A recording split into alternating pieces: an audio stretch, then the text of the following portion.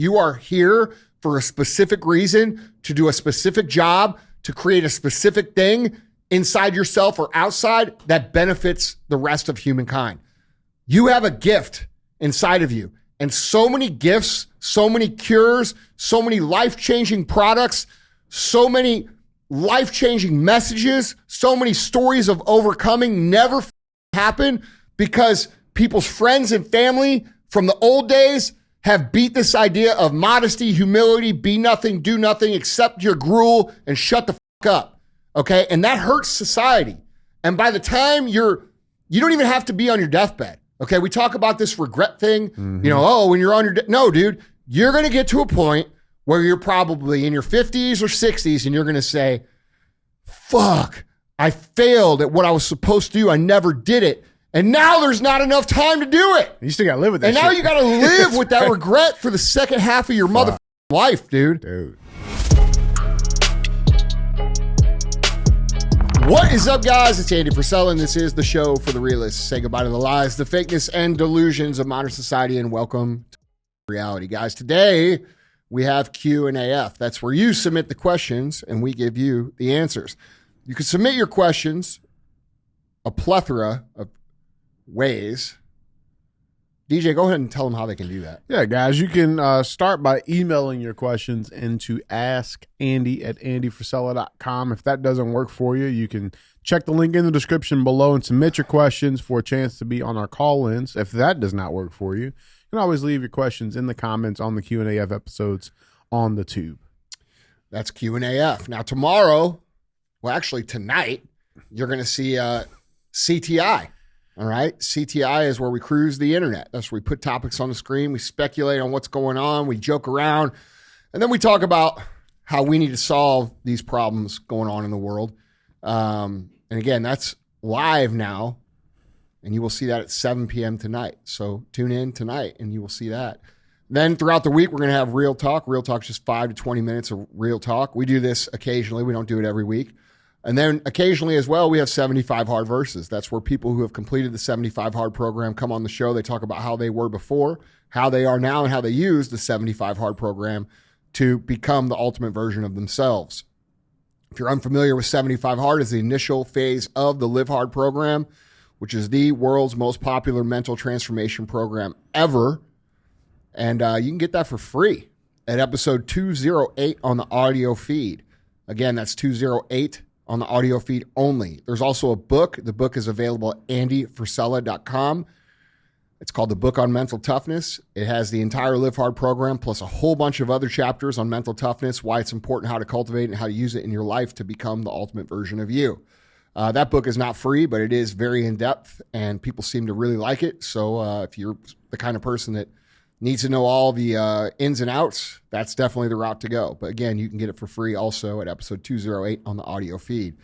Now, there is something here that we haven't asked. The ask is very simple. If you like the show, if it gives you good value, if it makes you laugh, it makes you think, if it gives you a new perspective, if you think it's entertaining, do us a favor and don't be a hoe. Share the show. All right. What's happening, dude? What's going on, dog? We got snow. Yeah, we do. Yeah. Snow. It's cold too. It is really cold. Like real cold. But the snow makes me happy, man. Yeah. You know, it was nice. It was I beautiful. like real snow though. Like we got like that wet, sloppy shit. Well, usually that's not a bad thing. No, not But I can but when it comes to snow, you know what I'm saying? It's not the best. So yeah, I'm not really, same. Yeah, I'm not down with with that kind of snow. Yeah, it does know? get dirty. Yeah. It gets a little. Then you know when it freezes, you gotta be careful because you got the ice out there. That's right. That black ice. That's you know right. What I'm saying? The racist ice. Get it? Yep. Yeah. That's the one that's hurting all the people. The black ice. You never hear white ice making people fall down. Half of the hospital fall injuries Comes from black ice. Okay. 13% of the ice is creating 70% of the violent falls. Anyway, that's for tonight. Let's get serious. This is a serious show. This is make people better, dude. I do have a serious announcement. The MFCEO project that you guys have been wanting back for the last however many years that we've been working on for the last 3 years is coming back. And if you're interested in getting that podcast, it will not be hosted publicly. It will be a private podcast. You can get on the list for that if you go to andyfrisella.com/MFCEO.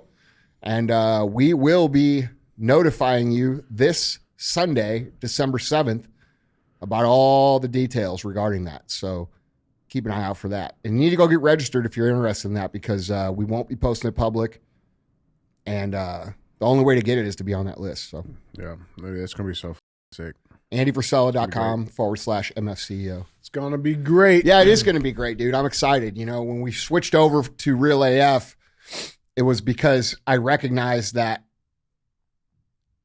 the environment of our ability to become successful was being drastically affected by a lot of this push for control and intentional poverty, and all of these things have happened over the last five years or so. And we're getting back to the point where everybody's aware of it. And I'm not saying we're not going to quit doing Real AF. We really enjoy it, but it's time to get back to some real tactics and getting people, you know, doing the things that are going to make them successful, not just making them realize that they are the answer to the problems they see in the society. So it's going to be really, really cool. No, dude, there is, it's not just the podcast, dude. We've been building this project for the last 3 years obsessively to what I believe will be one of the biggest products in human history when it's all said and done. So I'm very excited to show it to people. And we will be talking to you about the first phase of that Sunday. Yeah. So this coming Sunday. It's going to be great. So again, andyfrisella.com/MFCEO. So exciting, man. It's going to be great. I'm excited too. Yeah. It's going to be awesome. Guys, to no surprise, yeah, I have 3 good ones for you. All right, good. Yeah, Let's we're going to do a little OG. Got some good write-ins, man. We got no call-ins today? No call-ins. We're going to do some write-ins, and but we got some really good ones for you, bro. So Cool. Let's make some people better. Guys, Andy, question number 1. Andy, I created a system to make the company better in my free time and was promoted for it. Things are going great, but on projects, I'm told to scale back on the work that I do. How do I find the balance between leading from the front and not delegating enough? So I guess now you got a leadership position. Is delegation the true, like, is that the best thing to do when you become a leader? I mean, it's a part of it. You know, I think a lot of people try to do one or the other. They either try to do everything themselves or they try to delegate everything. Yeah. And neither one of those are that effective. Okay. It's about finding the right balance between what to delegate, how to delegate, who to delegate it to, and then understanding how much input and how much oversight these people need from you, with the goal of eventually getting them to the point where they do these things automatically and they understand what needs to be done. So if you run into a situation as a leader where you're constantly jumping in, you're constantly fixing all the problems, you're constantly calling all the plays, what happens is that your team never develops. Okay? Your team never learns why we do certain things. And when you don't allow them to develop their own expertise, you end up with just a bunch of doers and not a bunch of effective, autonomous members of your organization that can solve problems and do things at scale. Yeah. Okay. And that's the micromanaging side. Yes. Okay. This is a big problem with most small business owners because they cannot find that right balance. The opposite of that is that when they delegate everything, because let's say they want to, be detached from the business for whatever reason, and you don't provide any of the insight, you end up with ideas and decisions that are made that may not align with where you're trying to go because they don't understand, because you're not putting in any input. All right. So there's pluses and minuses to both sides, but the idea that you ultimately need to come to, the realization that you ultimately need to come to, is that this is a balance of both of these skill sets.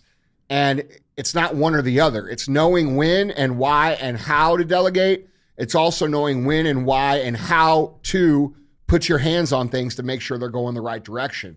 And this becomes increasingly difficult for people who are not the founder, owner, equity partner, CEO, operator of the business, because they start to believe, at least initially, that if they make the wrong decision, that they're going to be punished for it. And so you have to cultivate an environment where decisions are allowed to be made, but also with enough oversight for you to teach them along the way, right? And we just have very few leaders that understand that, because typically either they want to do everything because I know best and my way is the best and I can do it better than you, which is not good leadership. Yeah. Okay. It doesn't allow people to develop. It doesn't allow people to become owners of the project, meaning they did the project, they feel good, they develop, they build the confidence, which makes them better. And then the opposite of that is also true. You know, when you let them run without any oversight at all, they also don't get any better because they don't have the experience. They don't understand what's trying to be done, big picture. And so what typically happens is they make decisions that are based in how they feel right now versus what the big picture game plan is. So, you know, this is a big balancing act, so to speak, that you have to learn the nuance of in order to become an effective leader, whether that's you're at the top or the bottom. And as an operator, when I say top or bottom, I mean like whether you're the CEO or the owner, or whether you're upper management or whether you're middle management or whatever, that this skill set is something that you have to develop at all those levels to be valuable. And if you don't have that skill set, you're not a real leader. Yeah. That's the thing. Yeah. Okay. And you can perform very well and still not be a good leader. Okay. Yeah. There's lots of ways to do that. And that tricks a lot of people. People think that when sales are going good, when things are moving the right direction, they automatically assume that means that they're doing everything right that they could be doing. No, that could be a lot of other things. It could just be that the market's ready for your product. It could be that you have the right product at the right place at the right time and it's going. It has no reflection on you. So we have to understand that there's all these elements that can give us false feedback. I call it feedback mirage, feedback that appears to be real but actually isn't, that cause us to make decisions that aren't actually accurate. So when we think about this, in terms of the value in a middle management or upper management position, the real value of that position is not just performance, but it's the most valuable thing that they can do is the ability to replicate their own skill set amongst their team. And a lot of people don't do this because they get scarcity mindset in terms of leadership capital, meaning I'm not going to teach my team how to be as good as me because then they'll be better than me and take my job. That's right. Yeah. And that's not actually true if you're in an organization that understands what you're doing. If you're in a good organization and you're replicating your skill set and you're a talented individual, a skilled individual, and you're replicating this across the standard, bro, you're the most valuable they got, because that's the rarest skill that you can have, is the ability to replicate yourself into other people. And that doesn't occur with either one of those scenarios of saying, okay, you can run free, or okay, I'm going to oversee every little decision that you make. Right. And then there's also times where it does require you to step in and make the decisions. Like when they get so far off track that they can't see where we're going, that's okay. Now we've got to get back in. Or like in the beginning of an organization, when you're developing the brand, you're developing the systems, you're developing all of the things that are going to actually build your business. You don't delegate that out to your team. You put your hands on it and get the system set, and let your people run inside the system. So there's a lot of confusion around this. There's a lot of dumb shit that you read online about this. You know, it's similar to that conversation where people say it's not about working hard, it's about working smart. Well, I've never met someone who works smart and not hard that is actually successful. Okay. Most of the people, when they hear work smart, not hard, they hear okay, well, I don't have to work hard. I could just think my way through it. And that's not reality. You need both. Okay. So balance of both, yeah. to anybody who's ever achieved anything, when you see these knuckleheads on the internet say things like that, like work hard or work smart, not hard. I mean, just frankly, they sound like fucking idiots. Okay. Like, and it's weird to me how many people pay other people to give them advice like this. And unfortunately for you guys, I've developed something where you're never going to need any of them again. So that's real. Yeah. So the reality of this is that it's a balance. It's a skill set that you must develop. You're not always going to make the right decision, but just like everything else that we talk about on the show, when you make the wrong decision, you just have to be smart enough to recognize and humble enough to recognize that you made the wrong call there and to not make that call in the same position again and make the adjustment. So leadership, I think a lot of people are really confused by it because they think, in culture, man, we've been brought up to believe that, oh my God, this guy's just such a good leader because he's charismatic. There's lots of great leaders that can't stand on stage and give a talk or be charismatic. It has nothing to do with that. That's just an additional tool that if you have, it's great. It'll help you. Yeah. But that doesn't make you a leader. Like a charismatic individual is not by default a leader, but a leader with charisma is much more effective. So there's all kinds of things like this, and there's all kinds of paradoxes like this that exist. And the only way you can know that is if you've been down the path. You're not going to know that if you've not built anything real, which is 99% of these idiots on the internet, right? And these young kids that don't know any better, they think, oh man, I want to be 23 and have that car and shit. And it's just, they don't see that 2 years down the road, that guy's going to be out of the game, exposed as a fraud, has never done anything. And honestly, dude, it's a predatory problem that we have on the internet of bad information being sold to people that sounds good, that's not effective in reality. And the people selling it don't even know it's not effective because they've never been down the path. So, like I said, this thing that we built is going to fix all that. But yeah, man, it's an evolving skill set that you have to, leadership is not something that you ever get to and you're like, yeah, man, I made it. I'm a great leader. That's not how it works, dude. I've been leading people for 27 years. Okay. I still feel like a rookie. I still analyze my leadership ability. I still work to get better every single day. It's something that you learn over time that never ends. It never ends. You never get to a point where you're like, oh, I made it as a leader. I'm a great leader. That's not the minute you start thinking that is the minute that you fall off the cliff. Because it's an ego problem. I love it. I want to hit on this because I think this is big, and I know our audience got a lot of entrepreneurs, a lot of entrepreneurs, right? Hard-working killers, right? There's this age-old, quote, if you will, that I know everybody's heard it. If you want something done right, you have to do it yourself. Yeah. What's the truth and reality of that? I mean, we're talking that. If you're dumb and broke, that's what people say. Do you ever hear a rich person say that? Yeah, that's a dumb, low income, low IQ thing that people say when they're frustrated. It's not reality. It's just something they say when they're pissed off. I mean, dude, in reality, yes, there's times where you're going to have to do things yourself, especially in the beginning. Yeah. However, if that's your MO for your whole life, you're never going to become an effective builder of teams and culture and people because you have already accepted the belief that no one can be as good as you, which isn't real. Okay. You're not that good. You have people on your team that could actually be way better than you.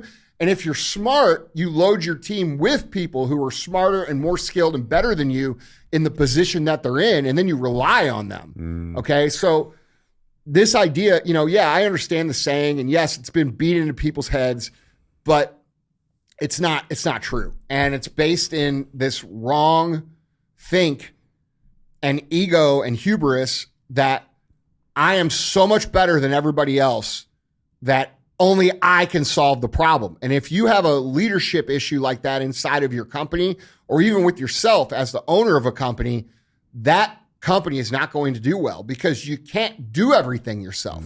It keeps you from becoming what you're trying to become.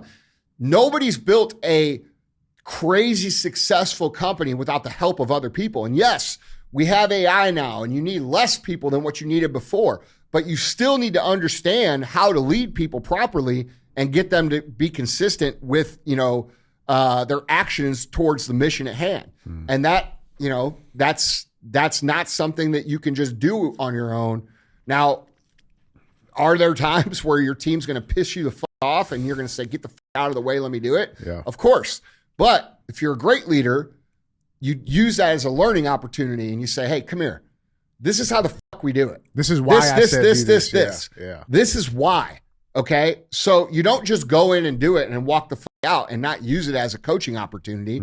You come in, you show, you do fix it, but you show them how you fixed it so that next time, hopefully, they will remember that and they will develop, right? Yeah. Your whole goal when you're running an organization of any size, right? And like I said, yeah, I understand, AI, we don't need as many people, or you don't get it. You're still going to need people, okay? You're going to need smart people. You may not need as many people, but you're still going to need to lead people, paint the vision, task out what needs to happen, understand what we're doing, how we're doing it, and you need the whole team to understand it collectively for it to work. And if you can't do that, and you can't coach these people along the way, you can't scale. You cannot scale. You can't scale. Can't do it. Love it. So it's not a skill of vanity. It's a skill of necessity. You have to have it. Yeah. Okay. And if you do everything for people, they'll never develop. If you let them do everything, they're running off the fucking rails. So there is no like concrete answer. It's about nuance. It's not this or that. It's both. It's this and that. Right. I love it, dude. I love it. Guys, Andy, question number 2. Andy, hi. Hi, Andy. Hi. Andy, I'm 22 years old. Currently live in Orlando, Florida. I've been an entrepreneur since I was 20, working full-time in the fitness and wellness space.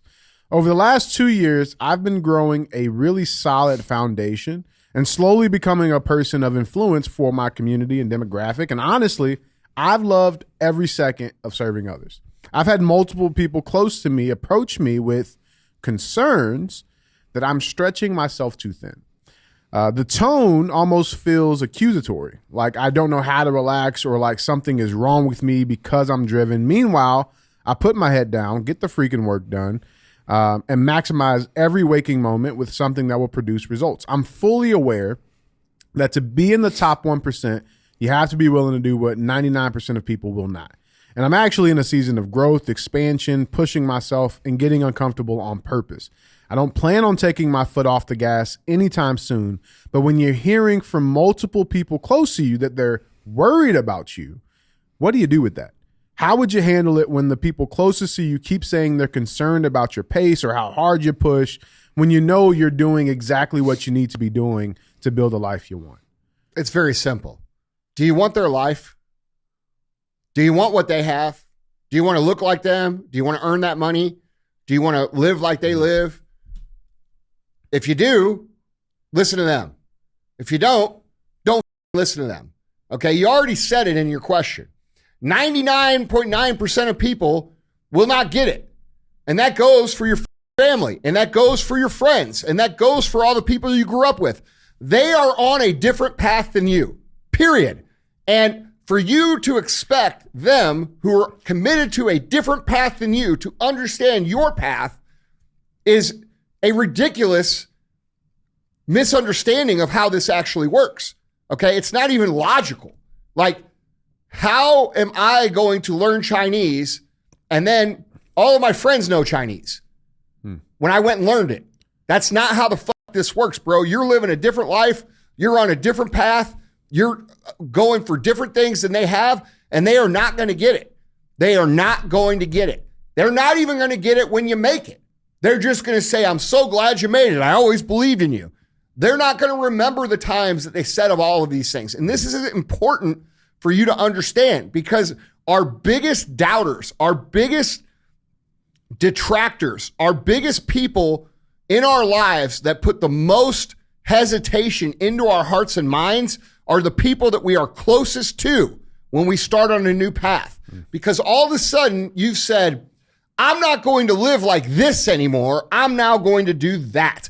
that confuses people. They start to say things like, well, what's wrong with how we're living? Yeah. And they don't like that, okay? When they have to address themselves and ask themselves why they're not doing things, they don't see themselves as the problem when they look around at everybody else and everybody else is doing what they're doing.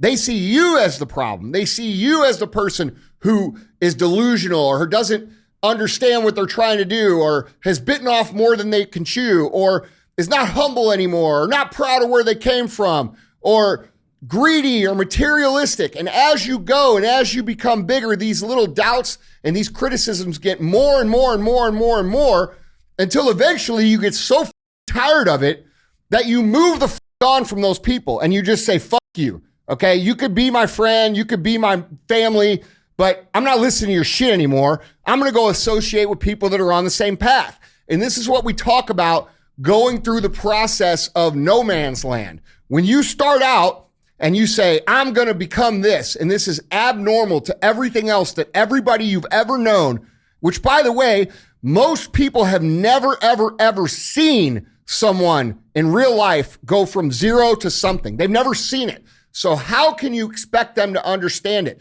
They're not gonna, okay? So you're going to move away from this group because you're so tired of them not believing in you, instilling doubt in you, putting negativity in your brain, telling you all the reasons why it can't. And you're going to get so tired of it that you stop returning their texts, you stop returning their calls, you stop talking to these people, and they're going to say things like, oh, Andy thinks he's too good for us now. No, I don't think I'm too good. You're not supporting me in what I'm trying to do in my life. I didn't tell you that you couldn't come with me. Okay? And that is the big issue with our first friend and family group when we start out. If you're lucky, and when I mean lucky, I mean real lucky, you'll have someone in that group that says, no, you can do this. Yeah, you got it. Because I've seen this happen. Yeah. Okay? But more than likely, you're not going to have that. Your parents are going to want the same for you that they have for them because it's an ego thing. All right? Most parents look at their kids and they say, you're going to be just like dad. Okay? Well, dad goes to work for 60 hours a week, makes 60 grand a year, works his balls off, and you've witnessed this your whole life. And so when you start to make other decisions, their ego comes into play a lot of times, and it says, well, what's he doing? That's not the right decision. That's not, that I did this. That's the right decision because I did it. They don't have the ability to check themselves and say, you know what? I'm glad he's doing that because I made the mistake early on. I bought into this and this did not provide what I wanted. Go out there, son. Let's kick some ass. That's rare. Okay. The norm is they're going to criticize you. They're going to say you're crazy. They're going to say you're full of shit. They're going to ask you, are you sure? Are you sure? You know what? You're killing yourself for this. Yeah, mother. That's what it takes. It takes that for a long time. I understand that you're not willing to do it, but we're not talking about you. We're talking about me. And so what happens is you start to distance yourself from these people. And you start to find people who are on the same path as you, who want the same things you want. And you're going to start to naturally integrate with a new friend group. And the in-between part is the hard part. The in-between part is the part where everybody feels alone and nobody believes in them. And I'm so lonely and this and that. And that's a real thing. But the problem with it is that most people, when they get in that zone of uncomfortable social interactions regarding where they're trying to go versus everybody else, they will naturally just go back to where they came from because it feels so uncomfortable and so odd and so foreign that they're like, I can't do this. I got to go back. So they'll go back. Yeah. The winners in life continue to push forward. They start to integrate with a new group of friends. And these friends are on the same path. They have the same goals. They have the same dreams. It might not be in the same industry or the same project, but generally they're trying to be better. Hard is hard. That's right. Yeah. Then what happens is that if you keep going, you will outgrow that group. Okay. So if you think about it, let's just talk about it in dollars. When you start out at zero and you're trying to make $5 million, okay, you're going to lose the first friend group. You're going to get in the new friend group. That is, they're all trying to get $5 million. Okay. And then you all get there. And then let's say you say, well, I want 50. Most of those guys aren't going to go to 50. They're not going to try. So when you start trying to go to 50, they start talking like the original group did. They start saying the same shit that the people said back in the day. They say, are you sure? I don't know. Do you think you can really do that? It might not be as harsh, right? Because you've already proven yourself a little bit. But then you go out back into no man's land, okay? And then you get up to 50 and you find a whole new group, and the process keeps repeating itself over and over and over again throughout your life. The friends you have today as an ambitious young man will not be the circle of they might still be your friends. You might still drink a beer with them. They might still come over for your parties. But they're not going to be the people that you confide in or talk to or have deep relationships with, because they do not understand what you're trying to do. When you move into that second group and then that third group, eventually you get to a point where your reputation for what it's already understood. This is going to do what he says he's going to do. And by the way, I want a piece of it. Can I buy into this? Can I do this? Can I be a part of that? And that's where, after the time is proven, this may take, 10 years. It might take 15. It might take 20. I don't know. It's different for everybody. But I can promise you this. When Mark Zuckerberg was 25 years old and worth $50 billion, his friends and family weren't saying, are you sure? Yeah. They were saying, hey, can I give you $2,000, bro, and buy into your shit? And so what happens is your reputation starts to speak for itself, and then you don't get that shit anymore. You get the opposite. You get the, anything Andy touches is going, bro. I want to be a part of it, okay?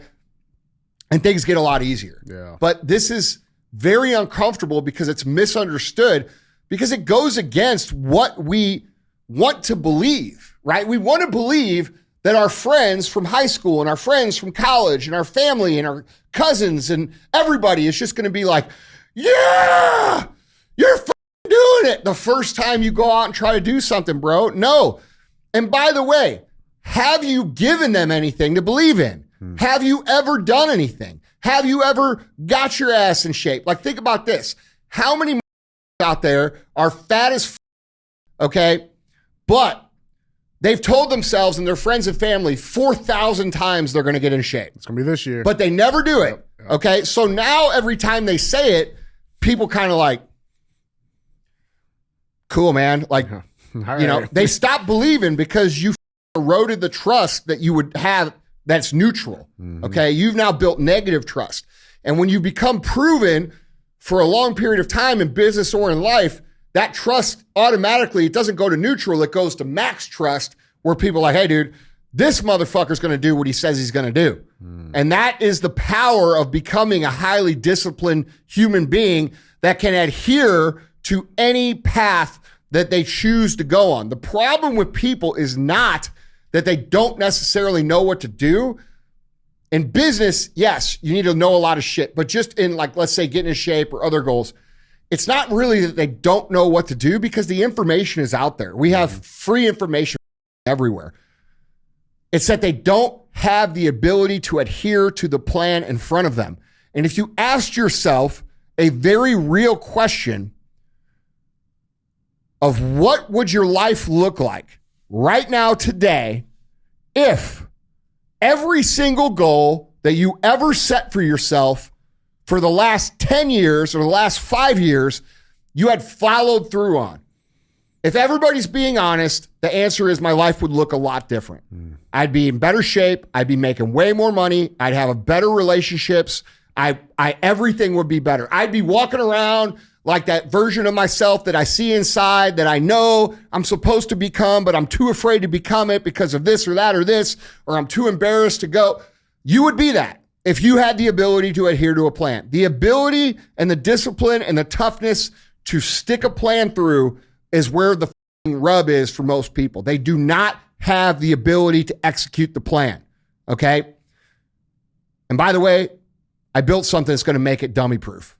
So there's that. But the point is that when you develop that ability and you start doing everything that you said you're going to do, you're not going to deal with any of this disbelief anymore. People aren't going to doubt you. They might hope you don't win because they don't like you. And now you're dealing with a different type of thing. Yeah, that's right. That's different. And by the way, there's nothing that strikes fear in the heart of your competition as someone that they know for sure that if they set their mind to something and they're going to say they're going to do it, they're going to do it. Like it scares the fuck out of people. It just does. What can you do? You can't do nothing. Yeah. You can't do nothing because I'll run you the over. And they stay the fuck out of the way. But you got to earn that. And that takes time. And that takes you looking your family in the face right now. If they persist and persist and persist, sometimes you got to look at them, your friends and family, be like, bro, I don't want what the fuck you want. Okay? So like, do you get it? I'm not trying to be broke. I'm not trying to be maxed out on my credit cards. I'm not trying to drive a Denali and pay $2,000 a month for it and not have any money going in my bank account. Okay? I'm not trying to look rich. I'm trying to be rich so I can handle my business. So the next time you say something to me like that, realize I don't want anything that you have. And that'll shut them the fuck up. They'll stop talking. Yeah. That's right. That's right. But I mean, you know, you do have to do that sometimes. Yeah. Or you just remove them. Yeah. Dude, it's profound. And it is abnormal. It's abnormal. But like the part winning where, dude, winning is abnormal. Winning is not a 50-50 endeavor. Yeah. Okay. It's not like football. This is the one thing where people have a hard time football is a great metaphor for life and business because it requires the team effort. Everybody's got to execute. A lot of translations. Yeah. Right. Yeah. But one of them that doesn't is the win or the loss. Okay. Winning comes in steps. Losing comes in little steps back the other way. Okay. And you're constantly fighting that battle. It's never like, oh, I just won. That's why that question that every stupid ask on a podcast. Let me ask you something, Andy. When did you know that you made it? The f*** are you talking about? If I knew I made it, you think I'd be in here 8 days a week? That's right. You know what I'm saying? Like, you never make it. You never make it because it only takes 2 or 3 bad decisions to be back where you were at any scale. And the truth of the matter when it comes to entrepreneurship is this. Most of your life is going to be spent on the line, meaning you are literally on the line of making decisions that could ruin you on a daily basis or build you on a daily basis. You never get to this point where you have so much money and so much capital and so much momentum that you couldn't f it up with 2 or 3 decisions. And if you recognize that that's true for Jeff Bezos. Mm-hmm. Okay, Jeff Bezos could smoke some crack and come up with some crazy ideas. He could do all the drugs and shit, he'd be like, oh, frickin', we're going to do, and he could ruin the company in theory. Okay. Oh. The bigger you get, yes, sometimes it's the harder it is to bust apart, but running a big company and having a lot of money is just a different version of running a small one with no money. It's just the stakes are higher. Mm-hmm. So like the minute you start thinking, oh, I made it, that's the minute that you get crushed. That's the minute when you fall off. That's the story of the rich guy who had it and lost it. That's where that story starts. It starts the minute you tell yourself, I made it, period. Okay? So all of you guys out there running business podcasts and putting out personal development content, when you have a high-level entrepreneur sitting in front of you and you ask them, how did you know when you made it? You sound like a idiot, just so you know. Because they don't look at it like that. Yeah. I look at my days on a 24-hour basis. Did I win this day? Period. Because that's the only thing I can control. Tomorrow, I'm going to try to win that day too. And that's how you look at it. You never look at it as this macro scale of, I made it. Now, are there moments where you look around and you're like, this is pretty cool? Mm-hmm. Yeah. But like, those are fleeting moments, dude. It's like what we talk about, you're only going to feel like you win 1 or 2% of the time. The rest of the time, it's like getting your balls kicked in, just like everybody else. Mm. And it doesn't change with how much money you have. It just does, especially if you built it yourself. It just doesn't change, bro. Yeah. I get that same shit that kid is writing in about. I get the same shit told to me, but from the other place. You already made it. Why the fuck do you do all this? Why are you trying to do these things? Why are you building new things? You don't have to do that. Well, dude, no shit. But I'm a builder. I'm a creator. I'm somebody who takes ideas out of the air and makes them real. And guess what? I like that. That's how I'm wired. I love that shit. Just because you see it as work, I don't see it as work. I see it as a game. I'm playing a game that I'm going to win. Okay? And, we'll have people say, well, that's not the only game. Yeah, that's not the only game. It's definitely not the game for you because you're losing. That's right. Okay? But I like this game. Yeah, that's my game, and I like to play it, and I want to win at it. So I put my time into it, just like I would if I wanted to be the world champion Call of Duty player. I'd play the game 12 hours a day. Okay? But that's not what I'm trying to do. And so we have this thing in society where people who do not understand anything about the ambitious drive and mindset, because it's so rare, are constantly feeding those people bullshit.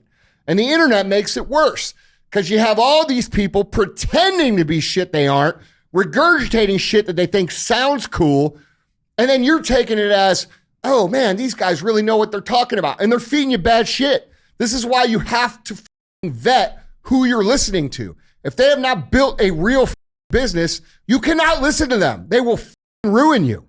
Okay? So, yeah, the point of the matter is this. That never changes. Okay? And if you can't deal with people negative and putting doubt in your head, and I understand, I don't mean this to be rude because I understand you're young and it's your first time dealing with this, but for everybody else, if you can't get over this, you can't win. It's impossible.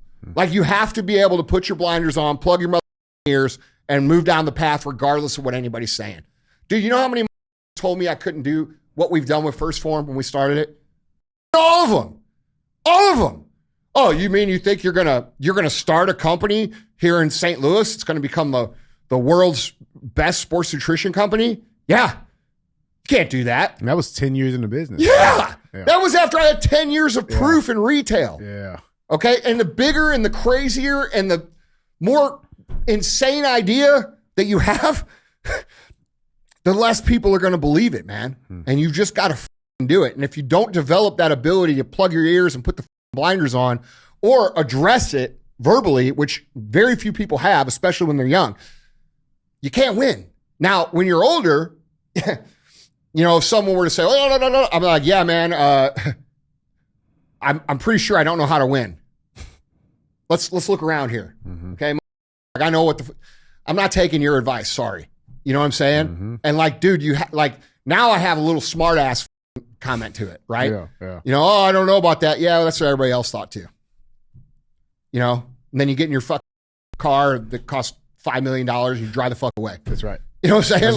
That's right. Yeah. That's right, dude. It doesn't matter what people say, bro. Like, you got to understand, being an ambitious, driven human being is one of the rarest things on the planet. And if you can't understand that and you expect everybody else to be like that, you're going to go crazy. Dude, you're one of 1,000. You're not one of 100. You're one of 1,000. Okay? So if you speak to 999 people, they're not going to get it. So the expectation that you think you're going to communicate it and they're going to get it, and then all of a sudden start cheering, dude, it's an unrealistic expectation. And by even having it, it causes us pain, right? We have an expectation that everybody should cheer and everybody should clap and everything should be great and everybody should believe in us. And it's such a false expectation that it causes us massive amounts of pain on the inside because we're expecting it. Yeah. We're not thinking of it logically. We're thinking about it emotionally. Logically, it makes sense. You haven't done anything. So yeah, they don't believe in you. Emotionally, you say, but yeah, I'm me. And you should believe in me because I'm me. Unfortunately, that's how it works. Okay? So, and if you need the claps beforehand, like, yeah, dude, that's the other thing. Yeah. And there's that could be a whole podcast, bro. You know the old saying in sports, like, don't read your own press clippings. When you have a bad game, don't read the paper. Don't read them. But also, when you have a good game, don't read the paper. Okay? That is a huge part of staying centered. You cannot buy into your own hype, and you can't buy into your own lack of hype. You have to understand who the fuck you are, what it is you're doing, who you're working to become, what you're trying to build, and you have to understand that most people are not going to get it. And just because you've won doesn't make you great. Just because you've lost doesn't make you shit. You have to center yourself. And this is where the idea of humility really comes into play, right? A lot of people look at someone like me who's outspoken and pretty flashy with their cars and shit. And they, oh, that guy thinks he's the shit. No, I actually don't. I think I'm just a guy that pays attention to feedback really well. And I understand that when I hit a grand slam, that I could have very easily struck out. And I understand that when I struck out, I was only an inch away from hitting a grand slam. Okay. And that is a mentality that you have to cultivate as an entrepreneur or as an ambitious person, because when you're winning and the world tells you you're great, if you buy into that, you'll get lazy. If you're losing and the world tells you you're shit, you start to believe it, you quit. So you got to understand who the fuck you are, and you've got to be able to balance that out inside your own 2 ears. And this is the power of having a mentor that has been down the path. I'm not talking about Johnny Schmo from the internet. I'm talking about a dude who's built real shit. Yeah. Okay. Or a woman who's built real shit. So anyway. Yeah, I love it, dude. I feel like this. I feel like if you pay somebody money, like everybody talks about getting scammed. I got scammed. No. You're a idiot.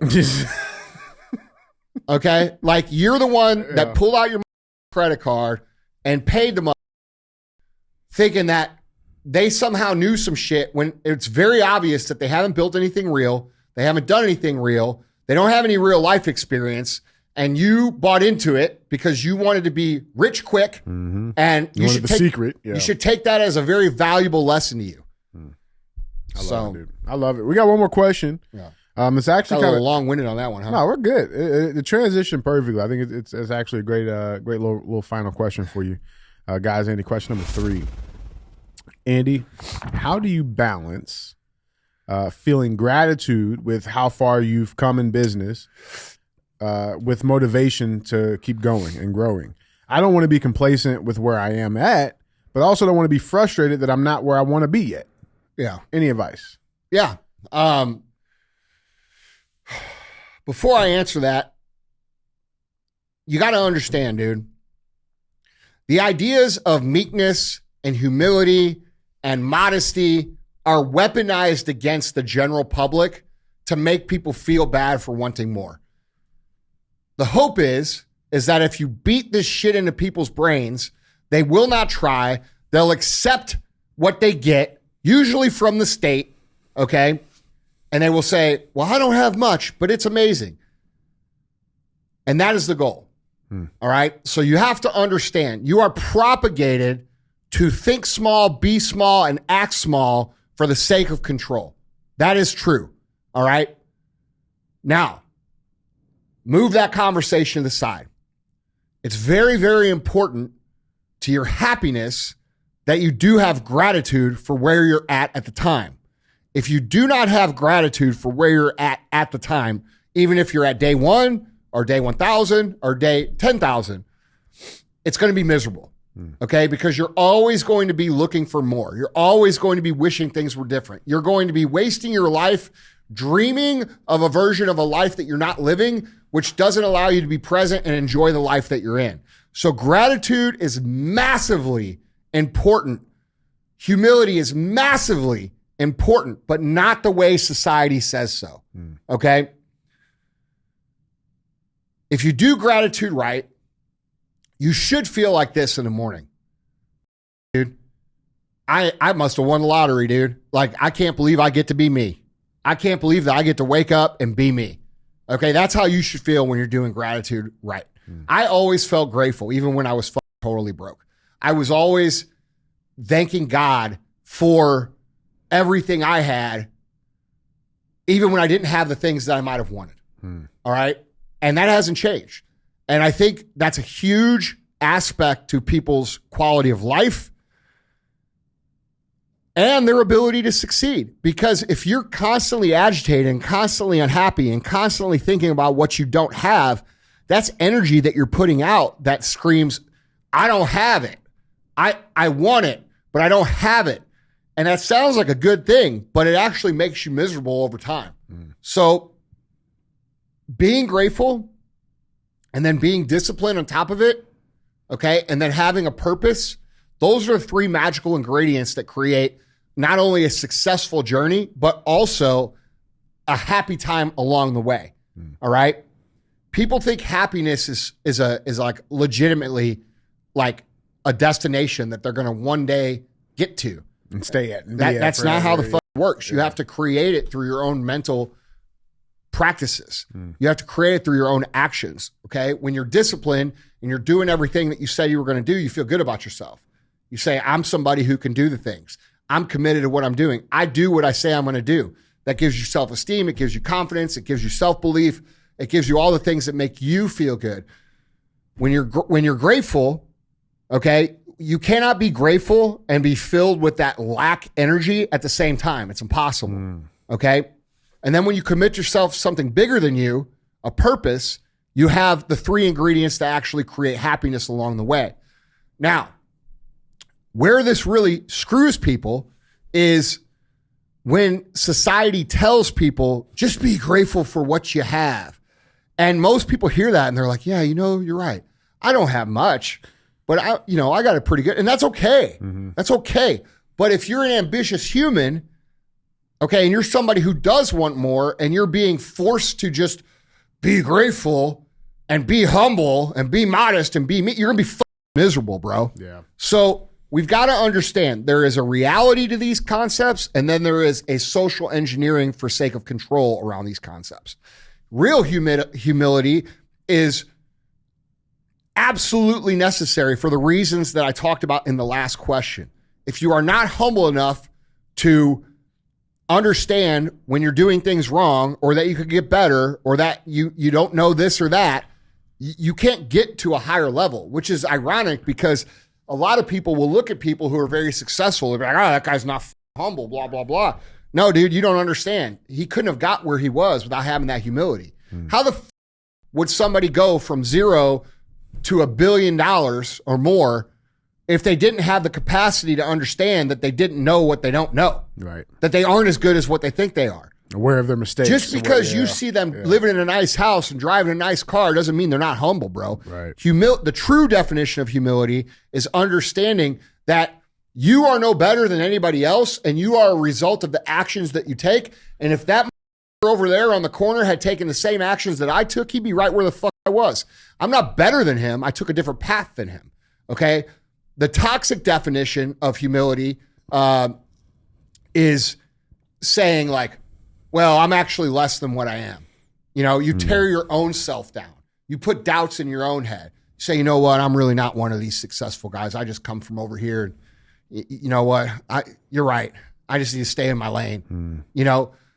That sounds miserable, man. Huh? That sounds miserable. Bro, think if you're beat to death with this shit, bro, and you're actually an ambitious person that knows in their heart you want more. That they not only want more, but they're destined to be more. They know they were put here to make something different about the world.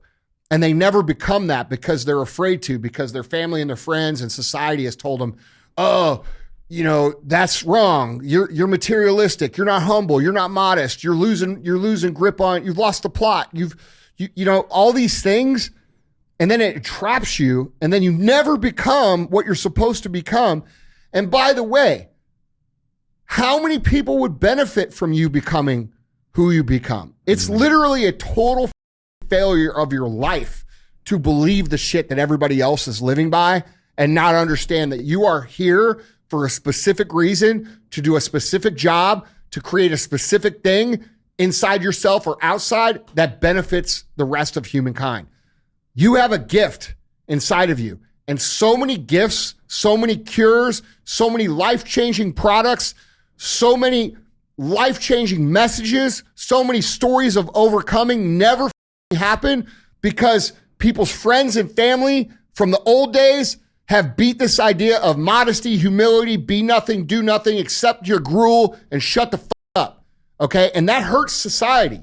And by the time you don't even have to be on your deathbed, okay? We talk about this regret thing, when you're on your no, dude, you're going to get to a point where you're probably in your 50s or 60s, and you're going to say, I failed at what I was supposed to do. I never did it. And now there's not enough time to do it. You still got to live with that And shit. now you got to live with that regret for the second half of your life, dude.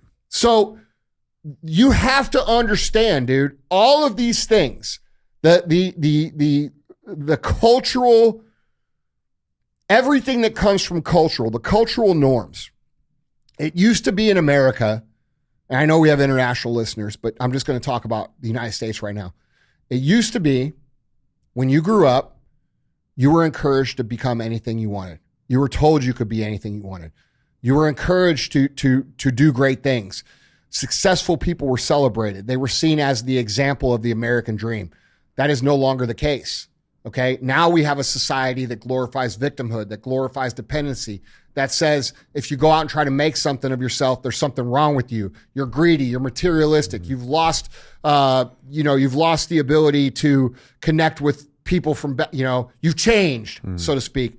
These are the things that literally ruin human kind, because it keeps all, like, really think about this, dude. Think about how many ideas, cures, products, movements, messages, stories of overcoming that never exist because people have been indoctrinated to play small. Dude, like you're failing your purpose. That's the point. Okay. So you can't listen to that shit. You got to understand that there is an application for those words, and it's not the one that everybody tells you. You know what I'm saying? It's not. Yeah. It's not what everybody tells you. So practice that gratitude, but keep moving. Yeah, because you're not where you want to be at yet. Yeah, that's not. And it's very easy to say, I am very grateful to be where I'm at and have the opportunity to do what I'm trying to do, even if you don't have it. Yeah. Right. Like that's a great way to be grateful and still acknowledge that you don't have what it is that you want. Right. I have the opportunity to do it. Thank you for the opportunity for allowing me to try and do this. That's a good place to start. Yeah. Yeah. That's real, bro. Dude. Yeah. Guys, Andy, I mean, that was 3. Yep. All right, guys. We will see you tonight, 7 p.m. CTI Live. Don't be a hoe. Share the show.